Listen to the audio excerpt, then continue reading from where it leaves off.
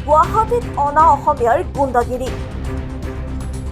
বহিৰাগত বনদস্যু নামিছে কাঠৰ অবৈধ ব্যৱসায়ত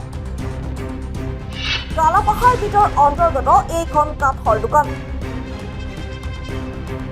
নাই কোনো ধৰণৰ অনুজ্ঞাপত্ৰ সাংবাদিক গলে ওলোটাই দিয়ে ধমক আনকি কেমেৰা ভাঙি দিয়াৰো হুংকাৰ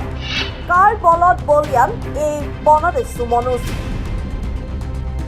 ৰাজ্যত চলি আছে খিলঞ্জীয়া চৰকাৰ জাতি মাটি ভেটিৰ কথা কোৱা চৰকাৰৰ দিনত চলিছে বহিৰাগত বনিয়াৰ চৰম গুণ্ডাগিৰি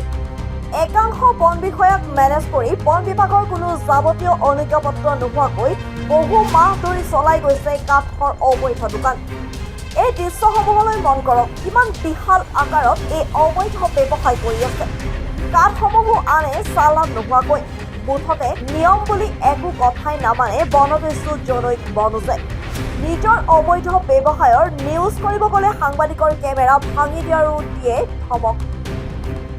ডিএফঅ অশোক দেৱ চৌধুৰী ডাঙৰীয়া এই খবৰ আপুনি পাইছে নে নাই যদি পোৱা নাই আমি দিছো এই খবৰ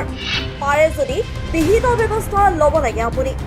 ডিএফঅ মহাশয় আপোনাৰ দিনত এইবিলাক কি চলিছে কেনেকৈ সাহস পাইছে কাঠ মাফিয়া জনৈক মনোজে আমাৰ এই প্ৰতিবেদন চাওক আৰু বিভাগীয় অনুসন্ধান চলাওক অনুসন্ধানত পোহৰলৈ আহিব